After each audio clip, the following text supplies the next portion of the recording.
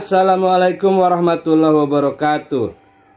Selamat pagi para netizen di mana saja Anda berada. Salam opini rakyat. Dan berikut penelusuran tim Delik mengenai serbuan tenaga kerja Cina ilegal di Indonesia.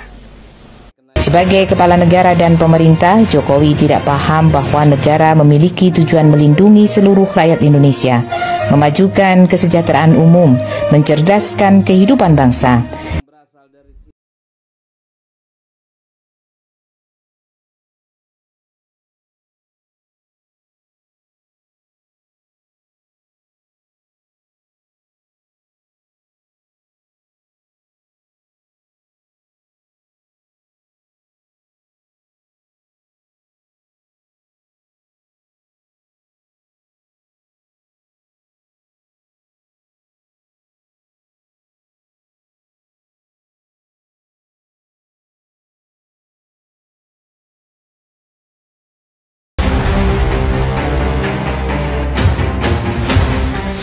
Guys, kalian tahu nggak, kebohongan Jokowi selama ini akhirnya dibongkar sendiri oleh Aguan, seorang pria yang sering disebut sebagai bos kelompok pengusaha 9 naga, guys. Yang mana klaim Pak Jokowi yang mengatakan ada ratusan investor yang mengantri ingin berinvestasi di IKN hanyalah pepesan kosong katanya. Menurut Aguan, dia dan para taipan lainnya tidak bisa menolak permintaan Jokowi untuk menanamkan uang mereka di IKN, karena itu adalah perintah presiden waktu itu, dan itu untuk menyelamatkan wajah Jokowi. Nah guys, dengan kata lain, mereka ini sebenarnya dipaksa untuk berinvestasi di IKN, hanya demi untuk menyelamatkan citra Jokowi di depan masyarakat Indonesia. Jadi selama ini, Pak Jokowi yang bolak-balik mengunjungi IKN dengan menggandeng para taipan lokal, ternyata hanya pencitraan guys. Bahwa seolah-olah proyek IKN itu sangat diminati oleh pemilik uang atau investor. Tapi pada kenyataannya, ternyata hanya pepesan kosong guys, itu kata Pak Aguan. Nah, jadi buat para netizen yang selalu berkoar-koar membanggakan proyek IKN, berbanggalah kalian guys, karena ternyata selama ini kalian telah memakan pepesan kosong bikinan Jokowi. Saya sering menyatakan bahwa di PIK 2 ini sudah terjadi negara dalam negara. Bagi yang membantah bahwa itu tidak terjadi, fakta menunjukkan, mohon maaf, ini di belakang saya, ini sekitar 1-2 km, itu terlihat laut yang sudah dipagar, dan anehnya 9 lembaga termasuk Pak Sugeng Angkatan Laut sudah pernah memeriksa pagar ini dan sudah menemukan bahwa memang ada pagar 23,3 km. Anehnya tidak ada satu lembaga pun termasuk Angkatan Laut yang berani menyatakan siapa yang membangun pagar. Efek dari kejahatan proyek PIK 2 yang di BSN-kan ini, laut dipagari, dan termasuk bagaimana nelayan-nelayan yang kemudian mereka mencari nafkah kemudian terganggu karena lautnya di pagar-pagar, gitu kan? Entah ini maksudnya apa. Yang jelas kami juga menduga bahwa pemagaran laut ini adalah kemungkinan kemudian nanti diplot dari atas dengan satelit, dan itu diklaim seolah-olah itu adalah tambak, dan kemudian ditransaksikan seolah-olah itu adalah pertambakan, yang sebenarnya itu adalah laut yang dipagar di kotak-kotak gitu kan. Nah, ini juga kita akan jadikan bukti di lapangan.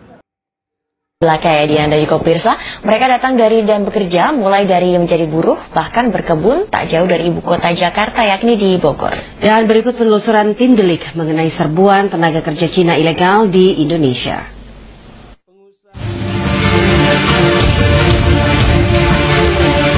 Serbuan tenaga kerja dari Cina bukan dongeng sebelum tidur. Ini adalah persoalan nyata di Indonesia. Saat ribuan anak negeri berjuang mencari pekerjaan untuk menyambung hidup, ribuan tenaga kerja Cina bahkan buruh dengan mudah masuk dan mencari penghidupan di negeri ini. Namun tak sedikit pekerja dari negeri Cina yang harus berhadapan dengan hukum di Indonesia. Sudah sering kita dengar, banyak tenaga kerja asal Cina yang tidak memiliki dokumen resmi bisa bekerja leluasa di Indonesia. 8 November lalu, 4 warga negara asal Cina ditangkap di desa Sukadamai, Kabupaten Bogor, Jawa Barat. Keempatnya diamankan atas dugaan penyalahgunaan visa dan izin tempat tinggal. Satu di antara mereka sudah memiliki nomor pokok wajib pajak atau NPWP, SIM, dan KITAS yang beralamatkan di Tangerang atas nama Yuwaiman atau Ami. Dia aktivitas saat kita temukan dia di situ sedang di lahan cabai, perkebunan cabai tepatnya.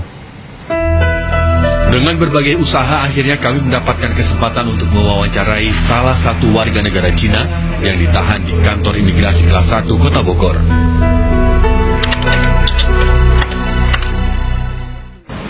Hebei省从睡觉那个地方买卖，对，那个地关馆，老板陈总，哎，请我过来帮忙指教一下这个地关馆。回来以后呢，有一个大白车就在我住的那个道口那儿，我没经验儿。回去以后，我跟他们一起吃饭的那个桌子那儿，然后就一起过来了。我刚从地里看完地关馆回来。 Inilah tanaman cabai yang ditanam di atas lahan seluas 5.000 meter di Desa Sukadamai, Kecamatan Sukamakmur, Kabupaten Bogor, Jawa Barat. Lokasi yang menguntungkan bagi mereka karena jauh dari keramaian. Entah bagaimana keempat WNA Cina ini bisa mendapatkan lokasi di sini. Kepada kami, Kepala Desa sempat menuturkan bagaimana 4 WNA Cina mendapatkan izin menanam cabai di sini. Jadi sebenarnya saya di sini tidak menerima WNA. Jadi saya di sini ada yang datang yang namanya Hargoyo. Dia mau bercocok tanam cabai di sini. Memang dia membawa WNA yang dia kenalkan namanya Aming. Namun setelah dari lihat raut wajahnya, Aming ini kan berarti orang luar. Saya tanya identitasnya kan. Setelah ditanya identitasnya, Pak Hargoyo ini identitasnya mana? Saya ingin lihat. Ini ada memberikan fotokopi SIM, NPWP sama Ekitas itu. Jadi pikir saya mungkin yang awamnya berarti ini sudah tidak ilegal lagi, udah beralamatkan Tangerang. Aming serta 3 warga negara Cina lainnya bahkan sudah mempekerjakan warga lokal di kebun cabai ini dengan upah 70 sampai 80 ribu rupiah sehari. Saya itu nggak pernah tanya, Bu. Saya tahunya udah sampai di sini saya suruh nyari orang tenaga kerja, hanya itu aja. Dari sononya saya nggak tahu. Kalau kan di sini kerjanya ada mulai dari jam 7 sampai jam 5 tuh dibayar 70.000. Kadang ada lemburnya sampai jam 6 sampai 80.000 gitu aja. Ironis, di tanah kelahirannya, warga lokal ini harus bekerja kepada warga negara Cina yang tidak memiliki kelengkapan surat izin tinggal.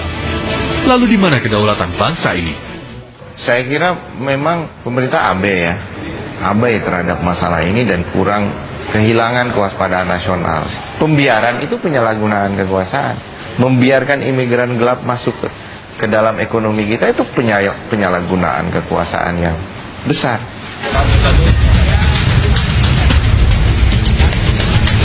Petugas Badan Karantina Pertanian Bandara Soekarno-Hatta, Tangerang, Banten memusnahkan 5.000 batang cabai serta 2 kg bibit cabai ilegal. Ternyata dari sampel yang kami ambil, kami masukkan tes di lab Balai Karantina Pertanian, itu terbukti memang positif penyakit Erwinia chrysanthemi, itu adalah masuk dalam golongan A1 di perkarantinaan. A1 artinya adalah bahwa penyakit itu belum ada di Indonesia dan harus segera dimusnahkan.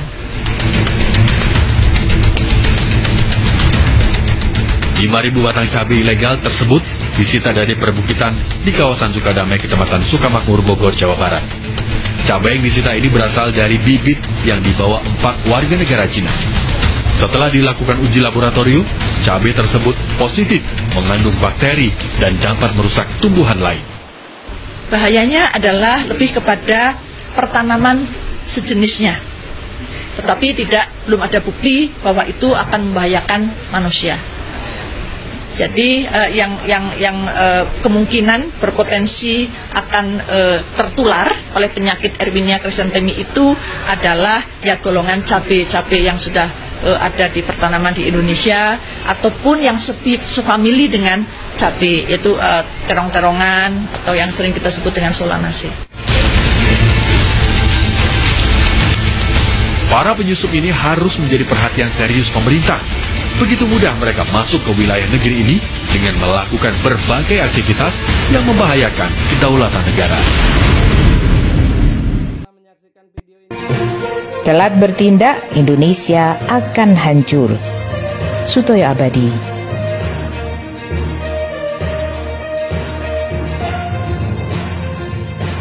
Presiden Jokowi sebagai presiden boneka sejak awal berkuasa, otaknya diduga telah teralienasi seperti linglung, bertindak hanya sesuai remote yang telah ditanam dalam otaknya. Sebagai kepala negara dan pemerintah, Jokowi tidak paham bahwa negara memiliki tujuan melindungi seluruh rakyat Indonesia, memajukan kesejahteraan umum, mencerdaskan kehidupan bangsa. Tidak menyadari juga Presiden memiliki tugas dan kewajiban menegakkan dan menjaga kedaulatan, serta mempertahankan keutuhan NKRI dan melindungi bangsa Indonesia. Sejak periode 2019 hingga 2024, bahkan dari tahun-tahun sebelumnya, Presiden gelar karpet merah bagi Cina. Terjadilah migrasi besar-besaran rakyat Cina ke Indonesia. Adalah petaka besar bagi negara ini kehancuran terjadi di semua aspek kehidupan negara. Presiden tidak menyadari petaka besar akan terjadi bahkan di akhir masa jabatannya tetap linglung. Pada Pilpres 2024 akan dimunculkan kembali boneka baru guna melanjutkan semua grand strategi Cina untuk menguasai Indonesia menjadi bagian dari RRC Raya. Tidak sadar setelah diserbu ribuan warga Tionghoa masuk dengan leluasa selama ini, RRC punya target akan mengirimkan kembali manusia Cina ke Indonesia. Hingga tahun 2029 bisa menjadi 100 juta orang. Itu sesuatu yang mudah setelah RRC dengan kekuatan oligarkinya mampu membeli semua pejabat negara dari pusat sampai daerah. Semua kebijakan mereka yang atur. Pilpres 2029 sudah dalam skenario mereka. Boneka mereka kembali disetting agar kembali berkuasa untuk menguasai Indonesia. Dalam hitungan taktis, selama pemerintahan boneka periode ini jumlah manusia Cina di Indonesia diperkirakan bisa mencapai 200 juta lebih. Pada Pilpres 2034 berkat undang-undang yang sudah diamandemen, Presiden tidak harus orang asli pribumi. Maka saat itu harus bisa tampil capres yang full secara fisik dan mental, jiwa raga adalah ras Cina. Mereka akan menang dengan mudah bahkan jika pemilu dilaksanakan secara jurdil pun, karena jumlah mereka sudah mencukupi untuk memenangkan Pilpres. Dalam kurun 2019 hingga 2034, seluruh aspek kehidupan di Indonesia sudah dikendalikan RRC. Secara spesifik, Undang-Undang Dasar 1945 sudah diganti, ideologi Pancasila sudah dihapus, komunisme dikembangkan, umat Islam target utama akan ditindas habis-habisan, bahkan akan dimusnahkan. Indonesia akan menjadi Uighur yang dijajah total. Pada saat yang sama, akan dibangun kem-kem indoktrinasi bagi anak-anak untuk dididik menjadi komunis sejati. Tahun 2034 Indonesia benar-benar tamat sebagaimana digambarkan dalam novel techno-thriller berjudul Ghost Fleet. Cengkraman mereka sudah cukup kuat dengan jebakan hutang untuk infrastruktur yang gila-gilaan. Apalagi jika proyek pemindahan ibu kota jadi dilakukan, ditambah jumlah tentara di sini melebihi jumlah TNI maupun Polri.